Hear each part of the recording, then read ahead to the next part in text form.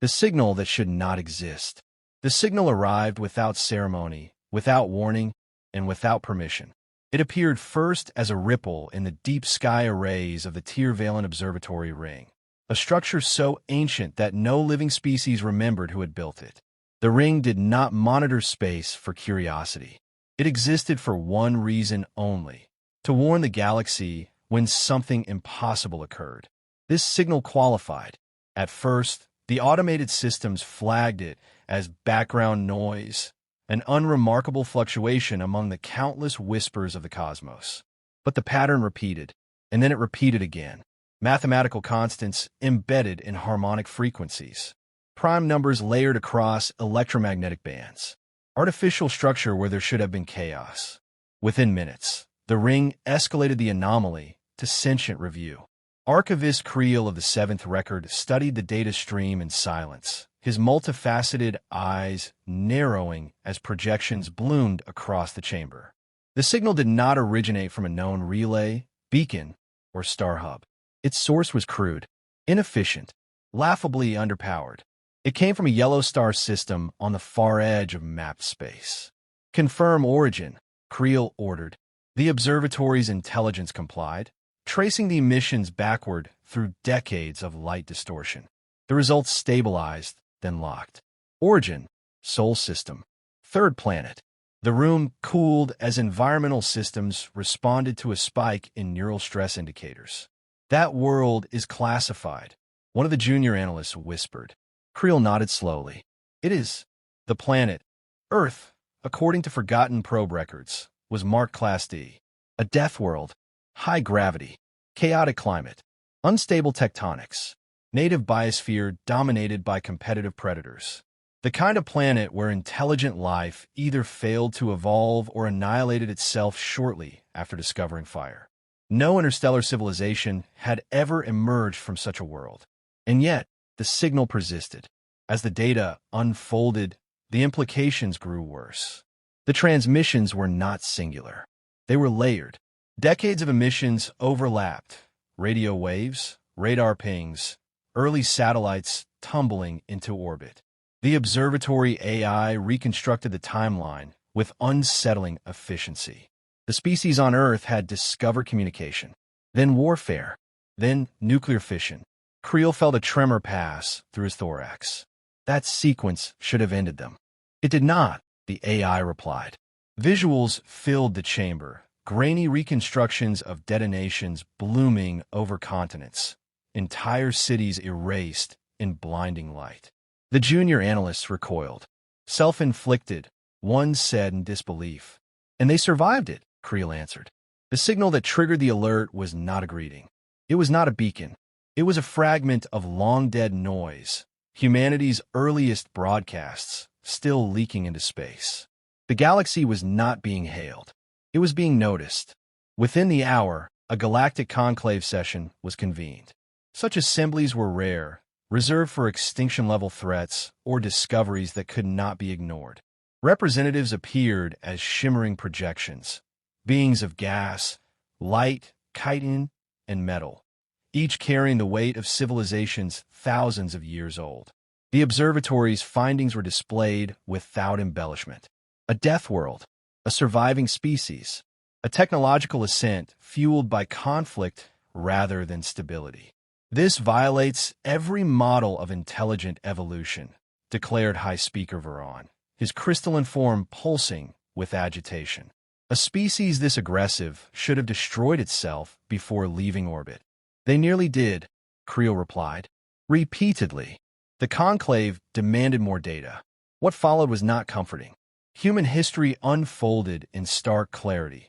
Endless cycles of war and recovery, collapse and reconstruction. Plagues that should have sterilized the planet. Climate shifts that should have ended civilization. Resource scarcity that should have fractured the species beyond repair. Instead, humanity adapted. They turned competition into innovation, scarcity into efficiency, fear into momentum. Most unsettling of all was their psychology. "They are not unified," reported the xenopsychology node. "They fight each other constantly." "Then why haven't they collapsed?" Veron demanded. A long pause followed. Because, the node answered, they do not require harmony to survive. They require only endurance. The conclave chamber fell silent. A final revelation sealed the unease. Humanity had not yet discovered faster-than-light travel. They were trapped in their system, contained, for now. Yet despite that limitation, they had built weapons capable of scarring their own planet. They had reached into space with machines, not hope. And now, without knowing it, they had reached the galaxy itself. Creel concluded the report with a single statement, one drawn from the observatory's ancient protocols. This species was never designed for peace, he said. It was shaped by survival under constant threat. The projections dimmed. No one spoke. Across thousands of star systems, the same realization settled like a shadow. The galaxy had not discovered humanity first. Humanity had announced itself simply by refusing to die. And somewhere on a turbulent blue world, the signal that should not exist continued to echo into the void. A species that refused to die. The conclave did not adjourn after the discovery. Instead, it sealed the chamber. Ancient protocols engaged, those reserved for existential assessments. Observation nodes across the galaxy synchronized, funneling their data into a single, vast analytical construct. If Earth was to be understood, it would be understood completely. The galaxy had learned, long ago, that ignorance killed faster than war. At the center of the chamber, the predictive cognition engine activated. Its purpose was simple: determine whether a species would survive its own existence. It had never been wrong. Until now. Simulation 1 announced the engine. Ice Age convergence. Planetary glaciation. Expected outcome: extinction of technological development. The projection showed Earth buried beneath kilometers of ice. Human populations collapsed, civilizations erased. Then the timeline continued. Small groups survived near coastlines. Fire endured. Knowledge fractured, but did not vanish. When the ice retreated, humanity rose again. Outcome revised, the engine said. Species persists. A ripple of unease passed through the conclave. Simulation 2. The engine continued. Pandemic cascade. Global mortality exceeding 40%. The projection shifted. Cities silent. Infrastructure rotting. Bodies burned in mass graves. Entire cultures vanished. Yet again, the timeline refused to end. Medical adaptation. Behavioral change. Vaccination. Recovery. Species persists. The simulations accelerated. Asteroid impact. Nuclear exchange. Climate destabilization. Resource collapse. Each scenario should have been final. Each time, humanity endured. Not intact, not unscarred, but alive. This is statistically impossible, hissed Counselor Shiath, her elongated form tightening with stress. Most species fail after one planetary catastrophe. Creel answered without looking away from the data. Humans have endured dozens. The engine paused, recalibrating, requesting parameter adjustment. Granted, the conclave replied as one. The simulations grew darker. Simulation 37, the engine intoned. Total global warfare. All nation-states engaged. Weapon yields exceed planetary recovery thresholds. The galaxy had seen this before. Civilizations that reached this stage erased themselves in fire and radiation, leaving nothing but silent worlds. Earth burned. Oceans boiled near impact zones. Skies turned black with ash. The projections showed a planet on the edge of lifelessness. Then movement. Underground shelters. Isolated regions spared the worst. Human communities emerged into the aftermath, not to conquer, but to rebuild. They are adapting to annihilation, whispered one observer. The engine delivered its conclusion. Humanity's survival probability increases following catastrophic events. The chamber erupted. That makes no sense. Veyron snapped. Trauma destabilizes civilizations. It destabilizes stable civilizations, Creel corrected quietly. Humans are not stable. The conclave turned as one. Explain, Veyron demanded. Creel gestured, and a new layer of analysis unfolded: human psychology. They evolved on a world where the environment itself is hostile, he said. Predators, disease, scarcity, natural disasters. Their baseline existence is crisis. Images flashed, storms tearing cities apart, earthquakes swallowing regions, fires consuming forests, followed by humans running toward the destruction. They don't see disaster as an anomaly, Creel continued. They see it as inevitable. And so they prepare for it. Shaath asked. No, Creel replied. They adapt after it. The galaxy reeled at that distinction. The data grew worse.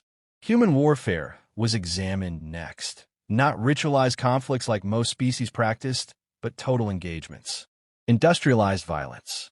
Entire economies bent toward destruction. They weaponize everything, the military analyst reported. Energy, matter, information, even fear. Yet the same archives showed something else.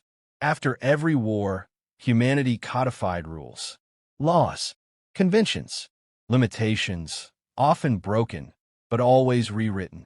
They learned from violence, said the analyst, unsettled. A new projection filled the chamber. Human art created during wartime, music composed in bomb shelters, stories written under occupation, humor in the face of extinction. What is this? Shaath asked. Psychological pressure release, the xenopsychology node replied. They create meaning to survive suffering. The engine completed its final assessment. Conclusion, it announced. Humanity cannot be reliably eradicated without complete planetary sterilization. Silence fell like a shroud. That level of force, Veyron said slowly, would leave nothing of value. And even then, the engine added, probability of survival remains non-zero. Creel felt the weight of the moment settle into his core. Humans are not the strongest species we've observed, he said, nor the most intelligent, nor the most unified. Then why are we afraid? Shaath asked. Creel turned to face the conclave. Because, he said, they have failed more times than we can imagine, and continued anyway. The chamber darkened as the simulations ended. Across the galaxy, one truth spread with chilling clarity. Humanity was not dangerous because it sought domination. Humanity was dangerous because extinction had tried and failed to claim them. And if such a species ever learned, it was not alone. There was no model that could predict what it would become. The moment humanity looked back, humanity discovered the Watchers by accident. At least, that was how the first reports described it. A cluster of deep space observatories, built to study dark matter drift near the edge of the heliosphere, began registering anomalies. Not noise, not radiation, patterns, repeating distortions that did not match any known astrophysical phenomenon. At first, the data was dismissed as calibration error. Then a graduate researcher noticed something impossible. The gaps, she said during a routine review. They're intentional. Her comments stalled the room. The distortions weren't random. They formed a lattice, an observation grid, subtle enough to evade detection by any civilization not obsessively watching the void. Humanity had become that civilization. Within days, independent teams confirmed it. Objects without mass signatures. Sensors that absorbed energy instead of emitting it. Something was watching the solar system without wanting to be seen. The discovery did not leak to the public immediately. World governments, often divided by ideology and history, moved with rare cohesion. The implications were too large for panic, too dangerous for denial. For the first time in centuries, humanity faced a question with no precedent. We are not alone. Emergency summits were convened. Military commanders demanded threat assessments. Scientists argued over probabilities. Religious leaders issued cautious statements. Markets shuddered, then stabilized. Fear was present, but did not dominate, because humanity had lived with fear all its life. The true shock was not that someone was watching, but that they had been watching for a long time. Historical data was reanalyzed. Strange signals once dismissed as cosmic interference. Unexplained gaps in deep space scans. Humanity realized the truth with a collective, uneasy clarity. They had been observed like an experiment. The question became unavoidable. What do we do now? Some argued for silence. Others for shows of strength, weapon tests, fleet deployments, declarations of sovereignty over the solar system. In the end, a quieter voice prevailed. "We've been assessed," said one analyst during the final closed session. "Whether we like it or not, they know what we can destroy.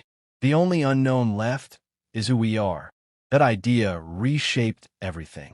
Humanity did not prepare a threat. They prepared a response. A single transmission was assembled, not by one nation, but by a coalition that spanned cultures, languages, and ideologies. It was not flawless. Humanity never was. But it was honest. The signal was sent toward the anomaly cluster using the same mathematical language that had first revealed the Watchers. The galaxy received it in fragments. At first, the conclave assumed it was a greeting. Then they realized it was something far more unsettling. It was context. The transmission contained no weapons data, no demands, no claim of superiority. Instead, it carried images of Earth after disaster. Cities flattened by storms, forests burned to ash, coastlines drowned by rising seas. Then came the response. Human hands clearing rubble. Engineers restoring power. Doctors working without rest. Strangers sheltering strangers. The transmission continued. Human history was compressed into brutal honesty. Wars were shown without censorship. Genocides acknowledged. Mistakes cataloged in painful detail. Then, unexpectedly, came the rebuilding. Each collapse was followed by invention. Each failure by reform. Humanity showed itself not at its best, but at its most real. "We do not deny what we are," the translated message read. "We survive it." The conclave watched in stunned silence as the final segment played. It showed humanity looking outward. Early rockets breaking orbit. Telescopes aimed at distant stars. Children speaking of worlds they might never see. The message ended with a single statement, translated across 1,000 galactic languages. "We learned long ago that the universe does not care if we exist. So we learned to care for ourselves and to keep moving." There was no threat, no plea, only explanation. The implications rippled through the galaxy.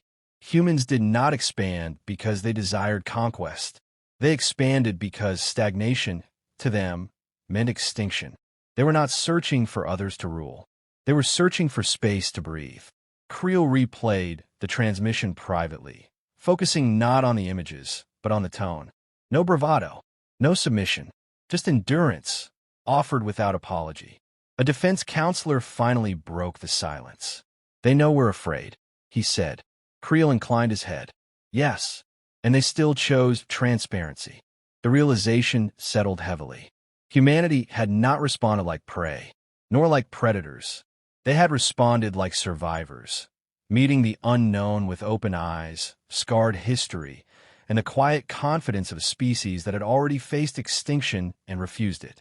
Across the galaxy, the dread deepened, because now humanity was no longer an abstract projection. They were aware, and they were looking back. Silent dread across the stars. The conclave did not sleep.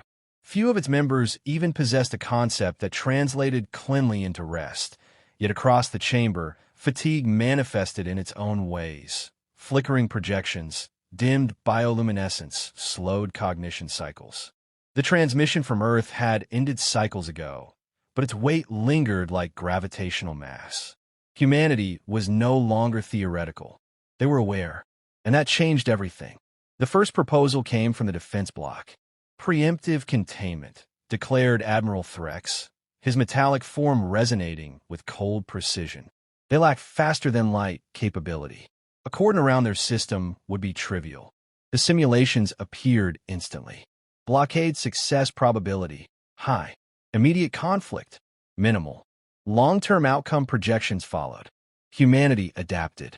Within decades, they redirected entire economies toward asymmetric solutions. Unmanned kinetic weapons, directed energy arrays, sublight relativistic projectiles. Information warfare transmitted at light speed. They would turn the prison into a weapon. The predictive engine concluded. The room chilled. Escalation scenario, asked Veyron. The engine complied. Force compliance. Planetary strikes. Infrastructure collapse. Regime destabilization. Each path ended the same way. Human resistance fractured, but did not end. Insurgency spread beyond Earth. Sleeper technologies activated. Retaliation not immediate, but inevitable. They do not require victory, Creel said quietly. Only survival long enough to retaliate. The word hung uncomfortably. Retaliate.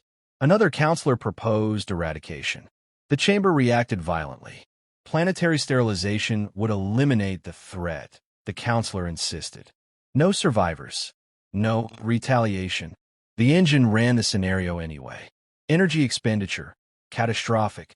Ecological loss, total. Strategic gain, negligible. And, the engine added, survival probability remains non-zero. Out, demanded Shyath. The projection shifted. Humans and off-world stations, generation ships, data vaults launched blindly into the dark. They scatter, the engine said. They always do. The conclave fell silent. Humanity could not be safely contained. They could not be cleanly destroyed. And they had shown no intention of conquest. Only persistence. The debate shifted. If we do nothing, Veyron asked, what happens? The engine hesitated. An unsettling behavior for a construct older than most stars. Unknown, it admitted. Humanity's future behavior cannot be reliably predicted without external pressure. That was when Creel stood. We are framing this incorrectly, he said. We keep asking how to stop them. The chamber focused on him. We should be asking why they haven't stopped themselves. Images from Earth replayed, disaster, recovery, relentless forward motion. They have every reason to fear the universe, Creel continued. And yet, when they learned they were observed, they did not hide. They did not threaten. They explained. Shyath folded her elongated limbs thoughtfully. You believe they are not our enemy. I believe, Creel replied, that they do not need an enemy to be dangerous. Only a reason. The implication was clear. If the galaxy treated humanity as a threat, humanity would become one. If the galaxy treated them as prey, they would evolve accordingly. The final vote approached. Designation options scrolled across the chamber. Monitored species. Restricted world. Hostile civilization. Anomalous threat. Then, an ancient classification, and used for millennia, surfaced. Protected independent world. Murmurs rippled through the conclave. That status is reserved for civilizations deemed inevitable, Veyron said. Yes, Creel replied, and resilient. The vote was cast. The decision unanimous. Earth would remain untouched, uncontained, unprovoked. Observation would continue, but interference would not. The galaxy, for the first time in its long history, chose restraint not out of mercy, but out of respect. Across the stars, fleets powered down. Contingency weapons were sealed. Silent watchers adjusted their parameters, not to assess weaknesses, but to learn. On Earth, unaware of the decision echoing across light years, a child stood beneath a darkening sky. She watched the stars from a quiet hillside, tracing constellations with curious fingers. To her, the universe was vast, beautiful, and unknown. She did not know that trillions of minds now watched her world in return. Not with hatred, not with hunger, but with silent dread. Because the galaxy understood the truth at last. Humanity was not terrifying because of what it was. Humanity was terrifying because of what it would become, if ever given a reason to fight for its future among the stars.